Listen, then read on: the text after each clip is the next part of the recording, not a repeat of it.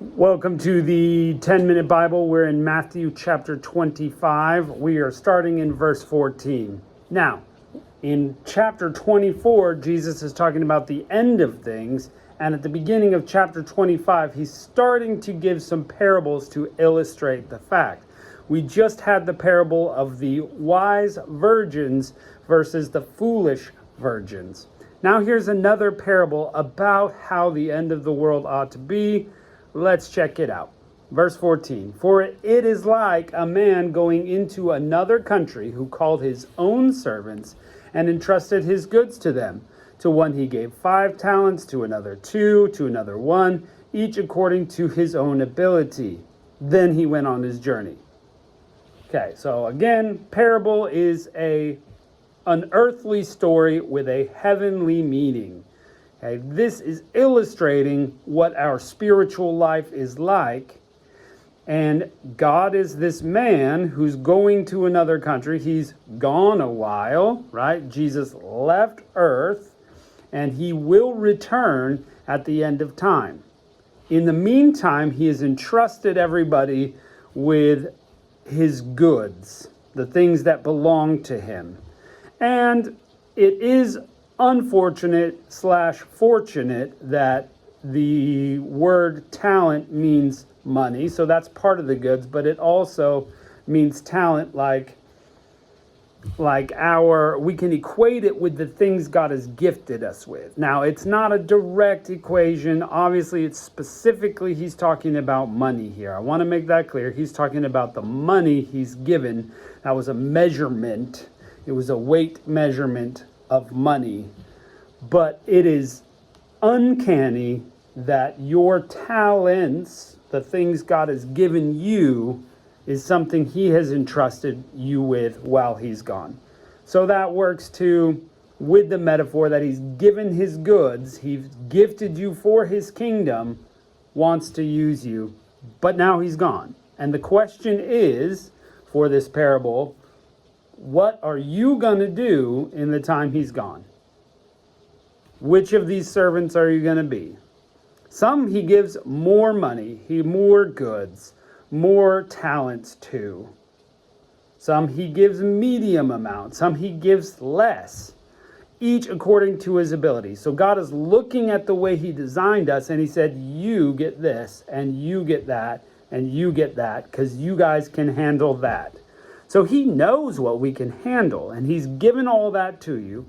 And so the question is, from this point on, what are you going to do?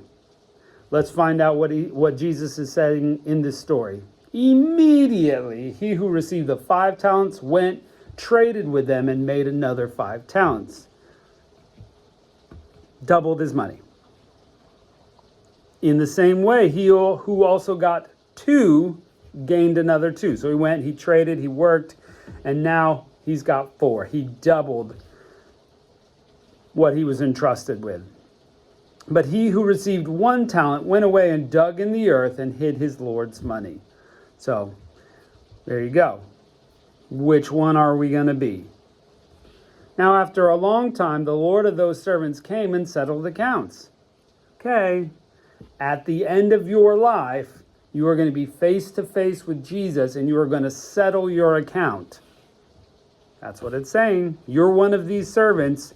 You're going to settle your account with Jesus. That ought to be a motivating thought, by the way, I think, is that we are accountable for the time. What did we do with it? God entrusted us with goods, like in my case, I have a wonderful upbringing. That was something God entrusted me with. What did I do with that? God has given me certain talents and abilities. He's put me in situations in life. What did I do with those? Am I wasting my time and my abilities, the goods, the family that God has given me? Is all that going to be wasted by me, or am I going to double it, so to speak? Am I going to reinvest into the kingdom and produce a result? When I'm face to face with Jesus, I'm going to have to account for it. And let me tell you, I've got some wasted time in my life. Wasted. Done things that weren't worth a hill of beans. But I'm hoping also that I will have served him and that I'll have used what he's given me for his kingdom as well. So I'm hoping that will be something that I can share with. Look, I've also done these. Now, stop the truck for a second. I want to be careful here because I don't want to think that heaven is transactional. Getting into heaven is not like, oh, well, all my good, all the things that I did outweighed my bad, so I'm good to go. As long as I work hard and help enough people and do all the things, it's not like that. It's not like that. You cannot do enough good things to earn heaven. You can't. Okay? Jesus Christ and his death on the cross is the only thing that can pay for your sins. However, we are going to be called into account for our actions based on that sacrifice.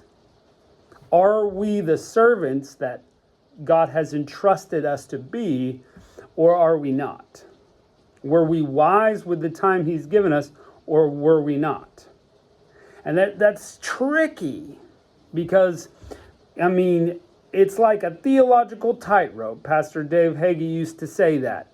If we stray too far one way, we'll fall off. If we stray too far the other way, we'll fall off. So I want to be very careful here that Jesus Christ's sacrifice on the cross is the only thing that brings us to the table. That's it. Your good works mean nothing.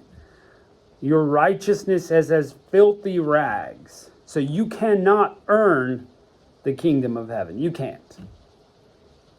However, Jesus Christ sacrifices himself on the cross, and if you do nothing but go, thanks, that's cool, we're missing something too. Okay, because Jesus said, if you love me, you will keep my commands. Meaning, if you do not keep his commands, you do not love him. So if you don't live as a disciple of Christ, you don't get the benefit of his death, burial, and resurrection. In essence, if you don't live for Christ, you have rejected him. So, here we have the parable of the talents, and you have these servants, two of them fully on. They're on the team. They're working hard. They appreciate that they've been entrusted with the master's goods, and they want to be faithful. And they do it. It's not their money. So it's not their sacrifice that does it, but they work because they love the master and they want to serve him. Conversely, the first servant just buries it. He's like, he's not doing anything with it. He's rejected the master's invitation to manage the goods, so to speak. I don't know if this makes sense. I hope it does, that it isn't your work, but faith without works is dead. There's this balance there. There's this balance. So, here comes the Lord. Time for account.